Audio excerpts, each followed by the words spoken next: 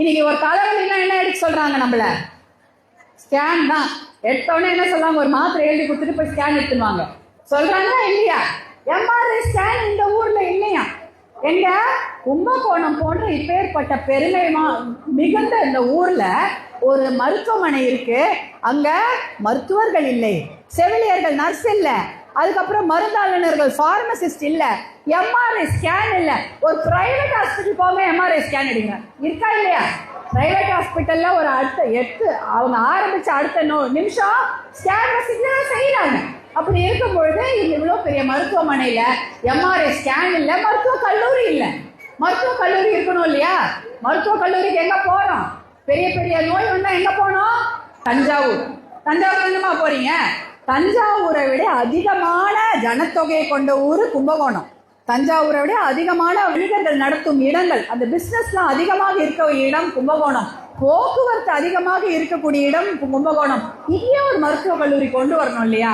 அப்ப என்ன பண்றோம்? இது நகராட்சியா இருந்தாலும் மாநகராட்சி ஆக்குனீங்க, ஆனா வசதி செய்யல. கும்பகோணத்தை மாவட்டமா உருவாக்குற அப்படின்னு கொடுத்த வாக்குறுதி என்ன ஆனது? என்ன சொன்னாங்க? எத்தனை தேர்தலா இதே வாக்குறுதி? வாக்குறுதின்னு என்னம்மா? சத்தியம். சத்தியம் தானே? நீங்க யாராவது என்ன சொல்றீங்க? நான் சத்தியமா உனக்கு இந்த வாட்டி உனக்கு சைக்கிள் வாங்கி கொடுக்குறேன் அப்படின்னு உன் பையனுக்கு சத்தியம் பண்ண என்ன பண்ணுவீங்க? எவ்வளோ கடனோ உடனோ சாப்பாடுக்கு பட்டினி கிடந்தாவது அந்த பசங்களுக்கு நம்ம சத்தியத்தை அந்த சத்தியத்தை நிறைவேற்றுவோம். ஆனா வாக்கு உறுதி கொடுத்தது யாரு? மிகப்பெரிய ஆளுமைகள். அவங்கள நம்பி இது ஓட்டு போட்ட ஜனங்க எத்தனை வருஷமா இந்த கும்பகோணத்தை மாவட்டமா நாங்க கொண்டு வரோம்னு சொல்லி வாக்குறுதி. 4 தேர்தலாவா? போன தேர்தல், அதுக்கு முந்தின தேர்தல், எத்தனை முறை வாக்குறுதி கொடுத்து இது வரைக்கும் மாவட்டமாகவே அது அறிவிக்கவில்லையே. மாவட்டமா அறிவிச்சிருந்தா மருத்துவக் கல்லூரி வந்திருக்கோம், மற்றபடி நிறைய வசதிகள் கிடைச்சிருக்கோம்.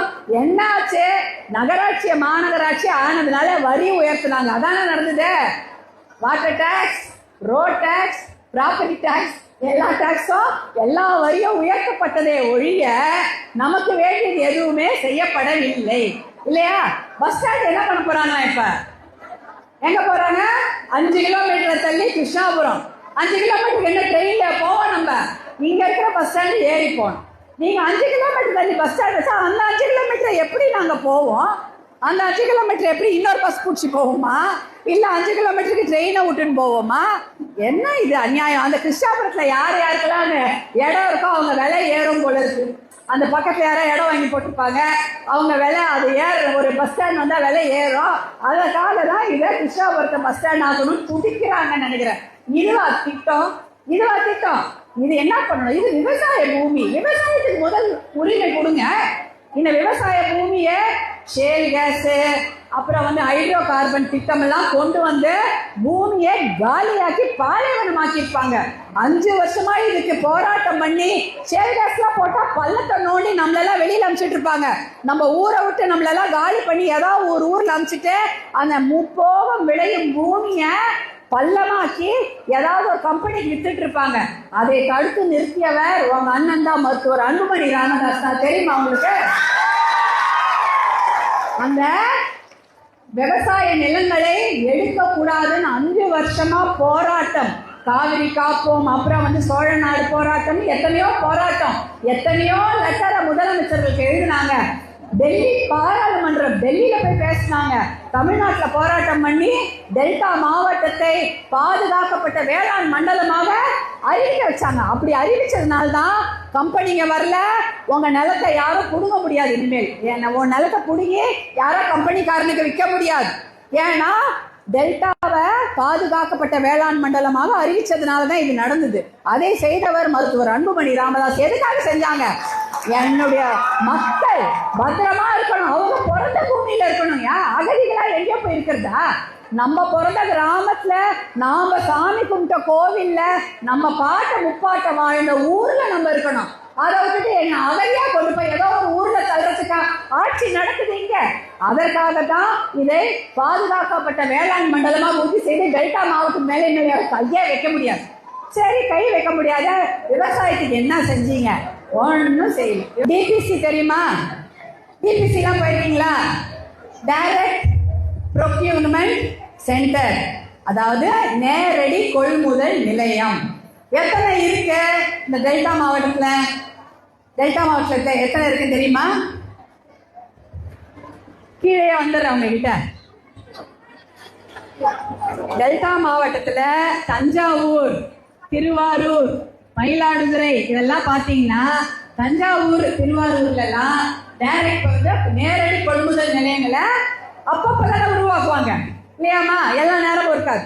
சீசன் குருவா சம்பை அந்த அறுவடை அந்த சமயத்துல தான் இந்த நேரடி கொள்முதல் நிலையங்களை கொண்டு வராங்க. இங்க தஞ்சாவூர் திருவாரூர்ல பாத்தீங்கன்னா வெறும் 350 தான் இருக்கு. ஆனா டாஸ்மாக் கடை எவ்வளவு இருக்கு? 2 மடங்கு இருக்கு. 2 மடங்கு டாஸ்மாக். அதாவது நம்ம விளைவிக்கிற நெல்லை கொள்முதல் செய்யற நிலையங்கள் 350 தான். டாஸ்மாக், சந்து கடை, பொந்து கடை எல்லாம் சேர்த்து 600 இருக்குது. 2 மடங்கு. அப்புறம் பாத்தீங்கன்னா நாகப்பட்டினம், மயிலாடுதுறையில இதே கதி 3 மடங்கு. அங்க கொள்முதல் நிலையங்கள் 200 தான் இருக்குது.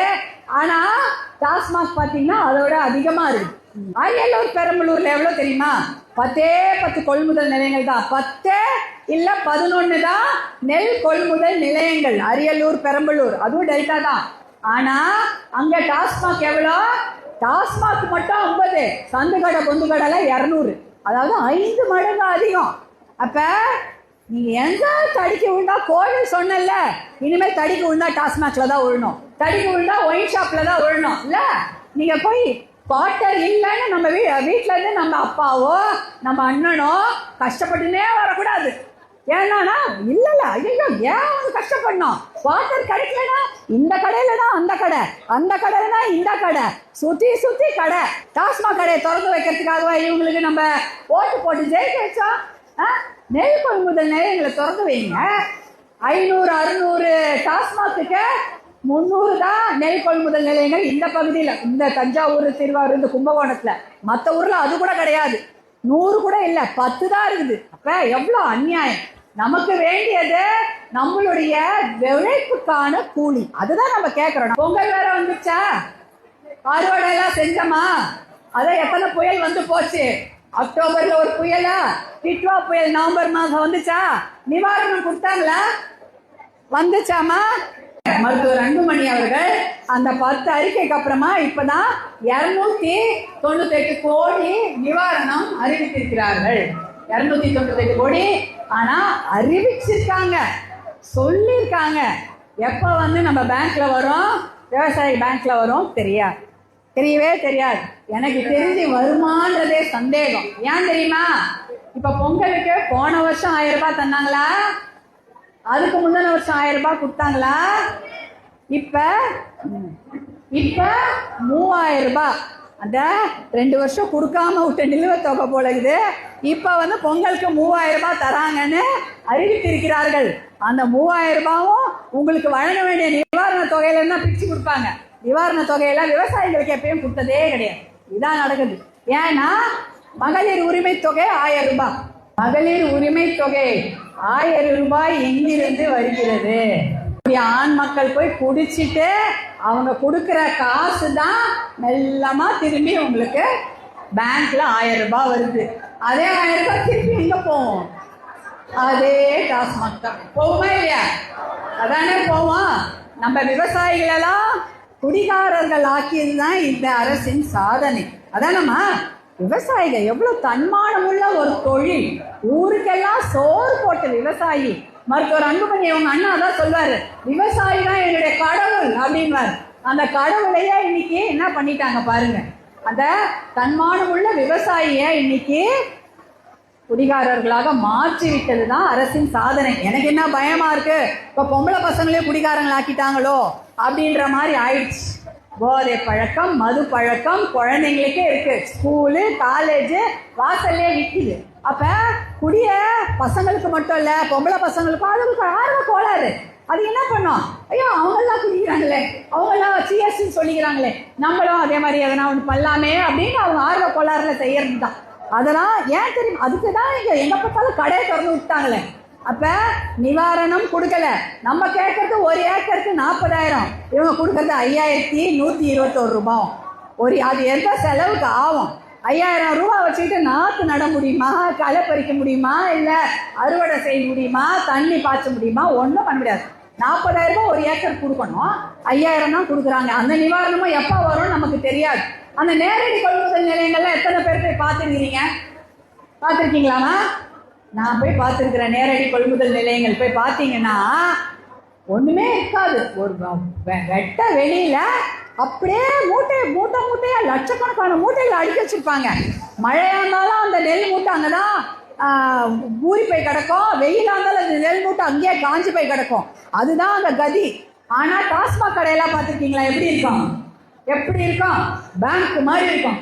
பேங்க்கு நாங்க காசு புழங்குற இடம் எப்படி இருக்கும்? வெளியில இரும்பு கேட்டு, 2 பக்கம் உங்களுக்கு சிசிடிவி கேமரா இருக்குமா இல்லையா? ஆயுதம் ஏந்திய போலீஸ்காரங்க எல்லாம் வச்சு அவ்வளோ செக்யூரிட்டியா, அவ்வளோ பாதுகாப்பா ஒரு வங்கியை வச்சிருப்பாங்க. டாஸ்மாக் கடையும் அப்படிதான் வச்சிருக்கிறாங்க. வெளியில பார்த்தா இரும்பு கேட்டு, அதுக்குள்ள லைட்டு, அதுக்குள்ள சிசிடிவி செக்யூரிட்டி கேமரா, அதை பார்த்துக்க 4 பேர். இன்னும் 4 பேர் துப்பாக்கி வந்து போலீஸ்காரங்களை தான் அது காவலுக்கு போடல, மற்ற எல்லாமே பண்ணிட்டாங்க. அதுக்கு டாஸ்மாக்கு கடைக்கு, ஒரு குடி கடைக்கு, ஒயின் ஷாப்புக்கு இவ்வளோ பந்தோபஸ்து கொடுக்குறீங்க, ஒரு நெல் மூட்டை கோடவுனுக்கு கொடுக்க மாட்டீங்களே, இன்னும் அநியாயம் இது இல்லை? அதுக்கு தானே கொடுக்கணும். நெல் மூட்டை என்னது? நம்ம சாப்பிட்ற அரிசி, நம் குழந்தைங்க சாப்பிட்ற அரிசி. அந்த சோறுக்கு அப்படியே வெட்ட வெளியில போட்டு வச்சுட்டீங்க. அதுக்கு தார்பாய் வாங்கி தரோன்னு வருஷம் ஒரு ஏமாற்று திட்டம் வேற. ஏன் தார்பாய்? ஒரு ஷீட் போடுங்க, அதுக்கு ஒரு நல்ல கோடவுன் கட்டுங்க, அதுல வேற டார்ஜெட் என்ன? அதுக்கு ஒரு நாளைக்கு 400 மூட்டைக்கு மேலே எடுக்க மாட்டேன், ஒரு நாளைக்கு 1000 மூட்டைக்கு மேலே எடுக்க மாட்டேன், 401வது மூட்டை வந்தாலும் 4 நாளைக்கு தான். என்னது இது? ஆனா டாஸ்மாக்கு என்ன டார்கெட்? 400 ரூபாய் குடிச்சாலும் ஓகே, 4000 ரூபாய் குடிச்சாலும் ஓகே, 4000 கோடி ரூபாய் குடிச்சாலும் ஓகே. இதுவாங்க இது அரசாங்கம்? எப்படி இப்படி நடப்பாங்க? எனக்கு மனசாட்சி கிடையாதா? இதுக்கு டார்கெட் என்னன்னா எவ்வளவு வேணாலும் குடிக்கலாம். அதுதான் டாஸ்மாக் ஒயின் கடைக்கு பெரிய அனுமதி. எவ்வளவு வேணா சரக்கு வைங்க, ஆனா நெல்லை மட்டும் 1 மூட்டை அதிகமா வாங்கிடக்கூடாது. என்னது இதான் உங்ககிட்ட நாங்க கேட்ட நிர்வாகமா? ஏன் நெல் மூட்டை கோடவுன் நல்லா கட்டி வைங்க. அந்த நெல் மூட்டை, ஐயோ நம்ம விளைவிச்ச நெல்லாச்சே, அது மழையில வெயில காய்கணும், அது மேலே இப்ப விவசாயிங்க பட்டுக்கிறாங்க. என்ன அது அநியாயமா இருக்குது. அப்ப எப்ப அரசாங்கம் எடுப்பாங்கன்னு பார்த்துக்கிட்டே இருக்கிறாங்க. அதை எப்ப எடுத்து முடிச்சாங்களோ அதுக்கப்புறம் காசு ஏதாவது கிடைச்சா வாங்கிட்டு வீட்டுக்கு போறாங்க. அதுக்கப்புறமா அந்த நெல் மூட்டை என்னாச்சு? இந்த கும்பகோணத்துல நடந்தது அந்த விஷயம் தெரியுமா? ட்ரெயின் பக்கத்துல, ட்ரெயின் ஸ்டேஷனா, ரயில் நிலையத்துல எத்தனை லாரி நின்று மூட்டை அழிச்சு? 30,000 மூட்டையோ என்னமோ நினைக்கிறேன், 30,000 டன்னா. அவ்வளோ டன்னும் லாரியில மூட்டை ஏற்றி சரக்கு ரயிலில் கொண்டு போய் வெளியூரில் அனுப்புகிறாங்களாமா. அதை கொண்டு வந்து இங்கே கும்பகோணம் ரயில்வே ஸ்டேஷனில் நிறுத்தி வச்சுட்டு 10 நாள் அது கிடக்குது. ஏன்? அந்த ட்ரெயின் தான் வரலன்னு தெரிஞ்சிச்சுல 2ஆம் நாள். அந்த லாரியிலே கொண்டு போய் விட்டு அந்த அந்த மூட்டையை கொண்டு போய் அந்த இடத்துல இறக்கிருக்கலாம்ல. லாரி தான் போட மாட்டேன்னு சொல்ல போதா? அது தினம் அந்த லாரிக்கு நீங்கள் வாடகை கொடுத்துருப்பீங்க, அந்த கிளீனர் டிரைவருக்கு சாப்பாடு போட்டிருப்பீங்க. அந்த லாரி உரிமையாளருக்கு அந்த 10 நாளுக்கும் கண்டிப்பாக வாடகைன்னு ஒன்று கொடுத்துருப்பாங்கல்ல. அந்த வாடகை எடுத்துன்னு போய் கொண்டு போய் டீசல் போட்டு கொண்டு போய் அந்த இடத்துல நெல் மூட்டையை இறக்கியிருந்தா கூட அந்த நெல் மூட்டையை காப்பாற்றிருக்கலாம். எல்லாம் அப்படியே நெல் நாற்று விளைஞ்சு போச்சு. இதான் நடந்தது.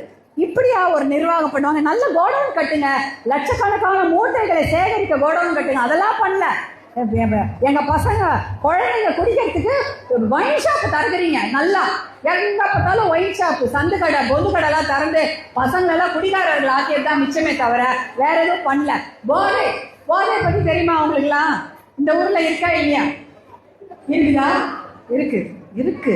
கண்டிப்பாக போற இடத்துலலாம் என்கிட்ட இதான் சொல்றாங்க, அம்மா ஒயின் ஷாப் மாதிரியே போதை பழக்கமும் நிறைய இருக்கு, நம்பவே முடியல என்னால, என்னடா இது? ஆனா சொல்லுவாங்க நான் கூட சரி ஏதோ டவுன்ல இருக்கும் போல இருக்கு, கிராமப்புறத்துலலாம் அதெல்லாம் இருக்காதுன்னு பார்த்தா எல்லா இடத்துலையும் நீக்கமர நிறைஞ்சிருக்கிறது போதை பழக்கமும் மது பழக்கம் தான். தமிழ்நாட்டில் போய் போதை இல்லாத மது இல்லாத வீடு எங்க, குடிகாரங்க இல்லாத வீடு எதுன்னு கேட்டா ஒரு வீடு கூட ஆப்படாதுன்னு நினைக்கிறேன்.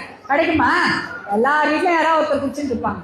அதே போல இன்னைக்கு பயமா இருக்கு, இன்னும் 10 வருஷம் கழிச்சு போதை பழக்கம் இல்லாத ஒரே ஒரு வீட்டை காட்டுங்கன்னா நம்ம எப்படி தேடுவோம்னு தெரியல. அதுக்குள்ள 10 வருஷத்துல இவங்க கையில ஆட்சி போச்சுன்னா அதான் நடக்க போகுது.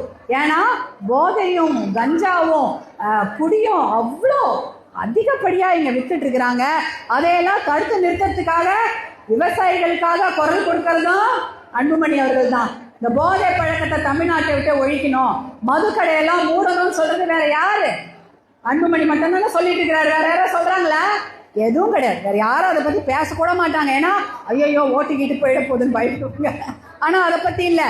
என்னுடைய பெண், எங்களுடைய தங்கச்சிங்களோட வாழ்க்கை, அவர்களுடைய தாலி, என்னுடைய குழந்தைங்களுடைய வாழ்க்கை தான் முக்கியம் நினைக்கிறாரு பெண்கள். ஏன்னா நம்ம பெண்களுடைய தாலி பாக்கியத்துக்காக தானே நம்ம இத்தனை கோயில் போறோம். எதுக்கு போறோம்? ஏன்னா போய் சாமிக்கிட்டா தானே வேண்டிட்டு வரோம் ஒரு மஞ்சள் குங்குமத்தோட, அதுக்கு தான் போயிட்டு வரோம். ஆனா நீங்க என்ன பண்றாங்க, எல்லா தப்பையும் பண்ணிட்டு ஒயின் ஷாப் எல்லாம் திறந்துட்டு 1000 ரூபாய் 3000 ரூபாய், எலெக்ஷனுக்கு முன்னாடி இன்னும் எவ்வளவு ரூபாய் கொடுப்பாங்கன்னு தெரியல, எல்லாத்தையும் கொடுத்து உங்ககிட்ட சத்தியம் வாங்கி மறுபடியும் உங்களை தப்பான ஆளுங்களுக்கு ஓட்டு போட வச்சு திருப்பி ஒயின் ஷாப் தான் திறக்க போறாங்க. அதனால நீங்க விழிப்பா இருங்க. போதும் நம்பி என்ன ஆச்சு, ஒயின் ஷாப்பா ஒயின் ஷாப்பா ஒயின் ஷாப்பா ஒயின் ஷாப்பா திறந்ததெல்லாம் போதும், எங்களுக்கு நெல் கொள்முதல் நிலையங்கள் வேணும் அப்படின்னு சொல்லணும் இல்லையா? பசங்களுக்கு ஸ்கூல் வேணும், பசங்களுக்கு காலேஜ் வேணும், நம்ம சுகாதாரத்துக்கு இலவச சுகாதாரம் வேணும், நமக்கு நல்ல மருத்துவமனை வேணும், மருத்துவ கல்லூரி வேணும். இதெல்லாம் தான் வேணுமே தவிர ஒயின் ஷாப் கேட்கல. இவங்க கேட்காத ஒயின் ஷாப் அந்த வாக்குறுதி தான் நிறைவேற்றிட்டு இருப்பாங்க. நமக்கு தேவையானதெல்லாம் கொடுக்க மாட்டாங்க. அதனால உங்களுக்கு தேவையானது எதுன்னு நீங்க கேட்காமலே செய்தவர் மருத்துவர் அன்புமணி. கிராமத்துல இங்க இந்த பகுதியில கொஞ்சம் பேர் கிராமத்துல இருந்து வந்திருப்பீங்களா இல்லையா? எல்லா ஊருக்கும் 108 ஆம்புலன்ஸ் வருதா வரலையாம்மா? ஃபோன் பண்ணா வந்துருது இல்லையா? இந்த ஃபோன் பண்ண இந்த ஆம்புலன்ஸை கொண்டு வந்தது யார்? யாரு? அண்ணன். உங்க அண்ணன் கரெக்டாக அண்ணன் கை கொடுக்குறாங்க. உங்க அண்ணன் உங்க வீட்டு பிள்ளை அன்புமணி தான். அவரு அமைச்சராக இருக்கும் பொழுது 5 வருஷம் தான் அமைச்சராக இருந்தாங்க, சுகாதாரத்துறை அமைச்சர். எல்லா வசதியும் தமிழ்நாட்டுக்கு செய்து கொடுத்தாங்க. 108 ஆம்புலன்ஸ், 1300 வண்டி டெல்லியிலேருந்து இங்கே வந்தது ஓடுது உங்களுக்கு. இந்த வண்டிலாம் இன்னைக்கு தமிழ்நாட்டுக்கு குழந்தை பிரசவத்தில் துடிக்கிற தாய்மார்களுக்கு ஃபோன் பண்ணா அந்த வண்டி வருது. எவ்வளோ வலிக்கும் அது. மறுபிறவின்னு தானே சொல்லுவாங்க. ஒரு பெண்ணு பிரசவம் போயிட்டாங்கன்னா என்ன சொல்லுவாங்க, அதுக்கு இன்னொரு பிறவி, அது செத்து பழைக்குது அப்படின்வாங்க. அந்த வலி எவ்வளோ கொடுமை. அதில் எத்தனை பேர் இறந்துருவாங்க, எத்தனை குழந்தைங்க அதில் உயிரோட எப்படி வருவாங்க தெரியாது இல்லை, ஏதோ ஊர்லேருந்து வரும்போது. ஆனால் இன்னைக்கு ஒரு குழந்தை கூட அதில் போவதில்லை. 108 ஆம்புலன்ஸில் கிட்டத்தட்ட எவ்வளோ ஆயிரக்கணக்கான, இந்தியா முழுக்க 7 லட்சம் குழந்தைங்க பிறகுறாங்க. தமிழ்நாட்டில் மட்டும் 65,000 70,000 குழந்தைங்க பிறந்திருக்காங்க. அப்போ அந்த குழந்தைங்களையும் அந்த அம்மாக்களையும் நினச்சி பாருங்க. அந்த குழந்தைங்களையும் அம்மாக்களையும் காப்பாற்றியது உங்களுடைய அண்ணன் அன்புமணி. கிராமத்திற்கு அனுப்பி அந்த 108 ஆம்புலன்ஸ்